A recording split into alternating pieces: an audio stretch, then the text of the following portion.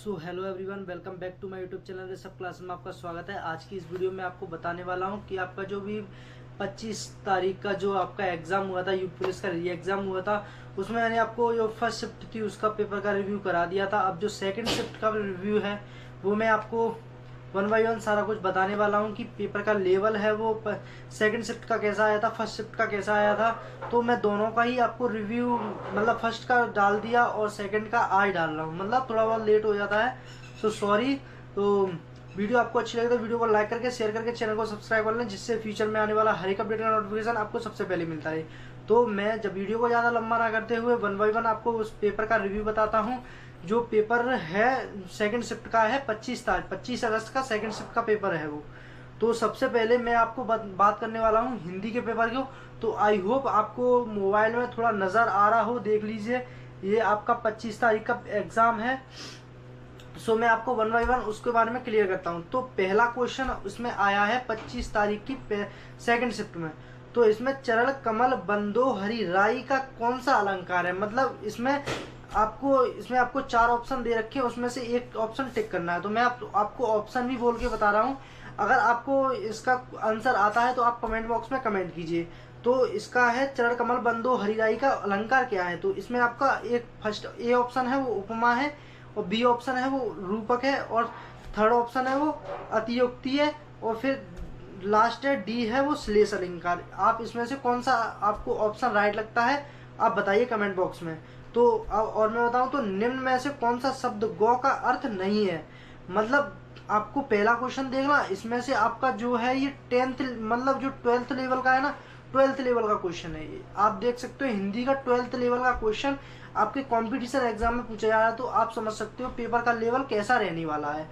तो सेकंड है वो आपका निम्न में से कौन सा शब्द गौ का अर्थ नहीं है। मतलब इसमें 4 ऑप्शन दे रखे हैं, नदी, इंद्रियां, गज, गाय, मतलब गौ, यानी कि इसका जो आंसर होने वाला है वो डी ऑप्शन होने वाला है, यानी कि गाय होने वाला है। और थर्ड क्वेश्चन है वो निम्न प्रेरणात्मक क्रिया। ए ऑप्शन है जागना, पढ़ना, बदलना, चलना। निम्न में से प्रेरणा तक क्या है, मतलब प्रेरणा तक क्या है, मतलब इसमें जो होगा आपका इसमें आपका पढ़ना ही होगा। बी ऑप्शन शायद बी ऑप्शन ही आपका राइट होगा इसका, है ना। अमित अमित शब्द का युग्म सही अर्थ क्या है। मतलब इसमें भी आपको 4 ऑप्शन दे रखे हैं, शत्रु मित्र, पर्याप्त, अधिक, अधिक न्यून, और बहुत शत्रु। मतलब इसका जो भी है अमित और अमित, मतलब इसका होगा। और इसका ऑप्शन हो सकता है वो शत्रु या मित्र हो सकता है, शत्रु मित्र में शत्रु मित्र हो सकता है, मतलब ये ऑप्शन हो सकता है इसका। और यदि यही हम बताएं 5वें क्वेश्चन की, यदि बारिश होती है तो सूखा ना पड़ता, इस वाक्य का काल कौन सा रूप है। मतलब इसमें काल का रूप बताना है, मतलब कौन सा काल कौन से काल में आता है ये, है ना, ये बताना है। निम्नलिखित से वाक्य के शुद्ध रूप का चयन कीजिए। इसमें आपको वाक्य के मतलब ये बताना है कि शुद्ध रूप क्या होने वाला है। इसमें आपको 4 ऑप्शन दे रखे हैं। और अगर आपको ये एग्जाम जो आपका पेपर हुआ है 25 तारीख का सेकंड शिफ्ट का आपको एग्जाम हुआ है, या 24 तारीख को आपको चाहिए, या 23 तारीख को आपको चाहिए, कौन सा एग्जाम पेपर चाहिए वो मैं आपको टेलीग्राम पे दे दूंगा। सो टेलीग्राम से आप जुड़ जाइए। तो टेलीग्राम की लिंक मैं आपको डिस्क्रिप्शन में दे दूंगा, तो उससे आप जाकर ज्वाइन हो सकते हो। तो आपको चाहिए तो मैं सारे एग्जाम जो भी हैं आपके, अभी तक 6 शिफ्ट का एग्जाम हुआ है, तो 6 शिफ्ट के एग्जाम मैं आपको उस पर डाल दूंगा टेलीग्राम पे। सो आप वहां से जा करके देख सकते हो, जिससे आपको आगे के जो एग्जाम है यानी कि 30 और 31 का जिसका भी एग्जाम है उसको थोड़ा हेल्प मिले, मतलब हेल्पफुल हो। और इसमें आपको एक ज्ञानपीठ के पुरस्कार से संबंधित एक क्वेश्चन आया है, ये भी आपका 12th लेवल का क्वेश्चन है। वह कौन सा समास है। समास विग्रह आपने पढ़ा होगा, 12th में भी पढ़ा होगा समास विग्रह। ये समास विग्रह क्वेश्चन है, जिसकी तुलना की जा सके वो वाक्यांश के लिए शब्द है ना। ई, बड़ी ई, छोटा ऊ, बड़ी यू किस प्रकार का स्वर है। मतलब इसमें स्वर के बारे में भी बताया गया है, मतलब स्वर का भी क्वेश्चन पूछा गया है, तो आप इजीली बता सकते हो। गौ शब्द का वचन क्या है, मतलब गौ है वो एक वचन है या बहुवचन है, या अर्धवृत्त है या संवृत्त है। मतलब इसमें से आपको बताना है कि जो गौ है वो कौन सा है, मतलब एक वचन है या बहुवचन है। तो मेरे हिसाब से गौ जो होगा वो बहुवचन ही होगा, क्योंकि गौ मतलब कौन सी पता नहीं, तो इंडिविजुअल नहीं है कोई गौ, तो इसलिए है ना। काठ की हांडी एक बार नहीं चढ़ती है, तो इसका जो है इसका आपका अर्थ बताना है कि काठ की हांडी है वो एक बार नहीं चढ़ती है। और इसमें निम्नलिखित से वाक्य का रेखांकित का कौन सा कारक है, मतलब अनुज की किताब मेज पर है, मतलब की का आपको रेखांकित बताना है। मतलब देख सकते हो आपको 12th लेवल का ही पूरा डिक्टो 12th लेवल का ही आपको इसमें देखने के लिए मिल जाए। जो आपको हिंदी के क्वेश्चन ओवरऑल देखे गए हैं इसमें, तो मैं आपको बताऊं इसमें 32 क्वेश्चन ओवरऑल हिंदी के देखे गए हैं। जब तक मैंने अभी आपको 25 तारीख की फर्स्ट शिफ्ट का एग्जाम का रिव्यू कराया था, उसमें भी सबसे ज्यादा क्वेश्चन थे वो आपके हिंदी के क्वेश्चन पूछे गए थे, और इसमें भी आपके 32 क्वेश्चन हिंदी के पूछे गए हैं। 32 नहीं 36 क्वेश्चन आपके हिंदी के पूछे गए हैं। ओवरऑल जो क्वेश्चंस पूछे गए हैं हिंदी के, वो 36 क्वेश्चंस पूछे गए हैं आपके। भारत की सेवा का तात्पर्य निम्न में से क्या नहीं है, मतलब ये भी आप देख सकते हो, गरीबी मिटाना, अज्ञानता एवं बीमारियों को मिटाना, अवसर और समानताओं को मिटाना, अपने नेताओं की सेवा करना। ये ऑप्शन इसमें से आपको बताना है क्या है। श्रीलंका की राष्ट्रीय मुद्रा क्या है, ये आप देख सकते हो, जी का इसका क्वेश्चन है ना। श्रीलंका की मुद्रा कौन सी है, तो इसमें आपकी जो श्रीलंका की मुद्रा हो सकती है वो शायद यूरो हो सकती है ना। वर्ष 2021 में मार्च के अंत में 2000 रुपए के नोटों का मूल्य क्या है, मतलब वर्ष 2021 में मार्च के अंत में प्रसारित 2000 के नोटों का मूल्य रुपए ट्रिलियन में क्या है, मतलब जो भी कोई देश है उसमें ट्रिलियन में किस जो 2000 के नोट है उसकी क्या मुद्रा होने वाली है, मतलब कितना रुपए होने वाला है। कौन सा देश अपने अनोखे ज्वालामुखी परिदृश्य के कारण भूतापीय ऊर्जा के व्यापक उपयोग के लिए जाना जाता है, आइसलैंड, ऑस्ट्रेलिया, ब्राजील या नार्वे।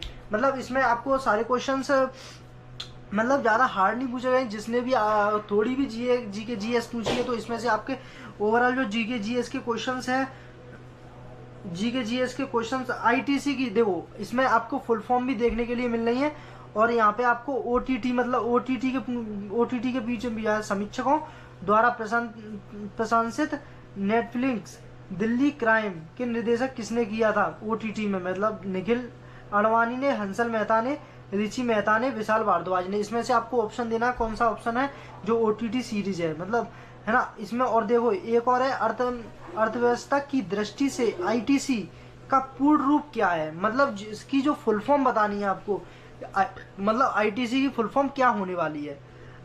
भारत का राष्ट्रीय दुग्ध दिवस किस महीने में मनाया जाता है, दुग्ध दिवस किस महीने में मनाया जाता है, आपका ऑप्शन ए सितंबर, बी नवंबर, सी दिसंबर, और फिर आपका होने वाला डी जून। और राष्ट्रीय राजमार्ग अधिनियम 1956 किस नीति पर लागू किया गया था, ये आपके जीके जीएस के क्वेश्चन है। तो यहाँ से आपके कहाँ से जीके जीएस के क्वेश्चंस बन रहे थे, तो मैं आपको बताने वाला हूँ। 38 नंबर से आपके जीके जीएस के क्वेश्चंस बन रहे थे, और इसमें आपके कहाँ तक पूछे गए हैं जीके जीएस के, पे आपके 75 क्वेश्चन तक आपके पूछे गए हैं, मतलब आपके ओवरऑल 27 क्वेश्चन जीके जीएस से आए हैं। तो जीके जीएस के क्वेश्चन इतने भी हार्ड नहीं है, मतलब ज़्यादा हार्ड नहीं है, मतलब थोड़ा बहुत है ऊपर नीचे। तो आपको जो पेपर है वो आपको सॉल्व करना है, तो मैंने आपको पहले ही बता दिया, मेरे टेलीग्राम से जुड़ जाइए, और मैं उस टेलीग्राम पे आपको ये पेपर डाल दूंगा सारे। अब यहाँ पे मैथ की बात करें, तो मैथ के निखिल निश्चित धनराशि में मतलब राशि, मूल राशि क्या होगी, इसमें क्वेश्चंस पूछे गए। जिसका मैथ स्ट्रांग होगा उसने ये क्वेश्चंस कर दिए होंगे, मतलब परसेंटेज पे भी क्वेश्चंस आए हैं, औसत यानी कि अनुपात वगैरह पे भी क्वेश्चंस आए हैं बहुत सारे। तो मैं आपको ऐसे ही बता सकता हूँ, क्योंकि अभी वाइट बोर्ड है, उसमें थोड़ी बहुत वहाँ पे बाहर है, भीड़ भाड़ है, तो इसलिए मैं वहाँ पे वीडियो नहीं बना पा रहा हूँ, नहीं आपको एक एक क्वेश्चन लिख के बताता बिल्कुल प्रॉपर तरीके से। तो अभी मैं ऐसे ही बता दे रहा हूँ आपको। और अनुपात के पीछे आपको क्वेश्चन पूछे गए हैं यहाँ पे, और आपको छूट के बराबर मतलब ऐसे पूछे गए हैं क्वेश्चन, और त्रिमासिक मतलब लंबाई मतलब शंकु वंकु के भी क्वेश्चंस इसमें आए हैं। एचसीएफ एलसीएम निकालने के लिए आया है, और ओवरऑल विक्रय मूल्य निकालने के लिए आया है इसमें। मैं आपको ऐसे ही बता दे रहा हूँ। तो मतलब ओवरऑल मैं बात करूं, जो पेपर की बात करें तो पेपर सही आया है। मतलब मैथ में आपके 78 से लेकर 99 तक क्वेश्चन मैथ के हैं, तो आप समझ सकते हो कितने क्वेश्चन है। मतलब 78 मतलब 21 ओवरऑल जो आपके क्वेश्चंस हैं वो आपके 21 क्वेश्चंस मैथ के पूछे गए हैं। अब हम आते हैं रीजनिंग के ऊपर। तो इसमें ऐसा नहीं है कि इसमें मैथ के क्वेश्चन ना हो, एक आध मैथ का भी क्वेश्चन निकल सकता है इसमें। तो ओवरऑल मैं मान सकता हूँ तो 25 क्वेश्चंस मैथ के मान सकता हूँ, है ना। आप देख लीजिए, ये देखिए आकृति के ऊपर क्वेश्चंस आपको देखने के लिए मिले हैं यूपीएससी के एग्जाम में, और ये ऐसे आपको देखने के लिए मिलते हैं। ये देखिए रीजनिंग का क्वेश्चन है, इसमें भी आपको डायग्राम विद डायग्राम के साथ क्वेश्चन ऐसे दिए गए हैं।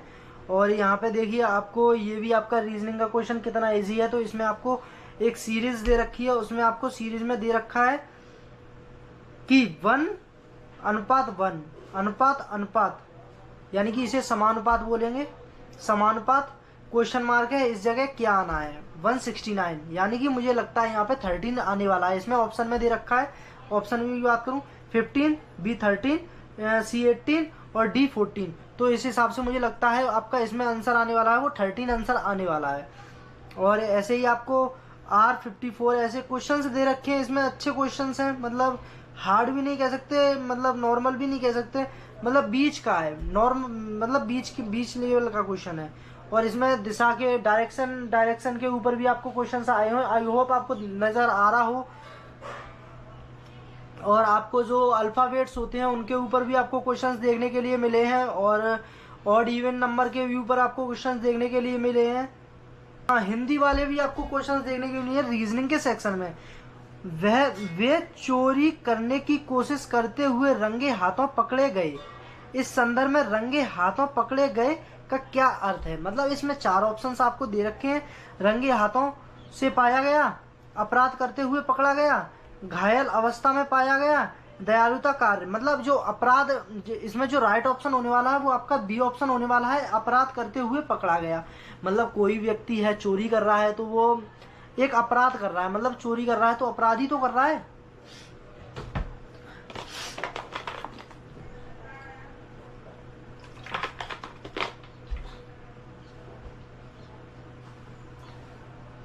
आपको देखो रीजनिंग में सर्कल के ऊपर भी आपको क्वेश्चंस देखने के लिए मिला है।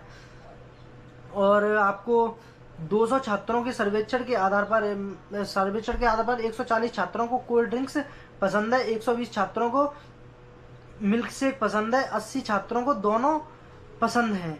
कितने छात्रों को कम से कम पेय पसंद है। पेय का मतलब जल होता है कि कम से कम कितने छात्र हैं उनको पेय पसंद है, आप समझ सकते हो, ठीक है।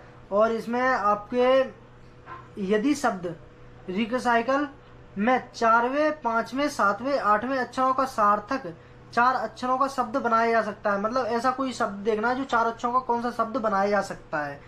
और इसमें आपको एक क्वेश्चन देख रखा है, संबंधित शब्द का पता लगाएं। शल्य चिकित्सा छुरी, मतलब जो भी शल्य चिकित्सा होता है ऑपरेशन के टाइम पे आपको छुरी काम आती है।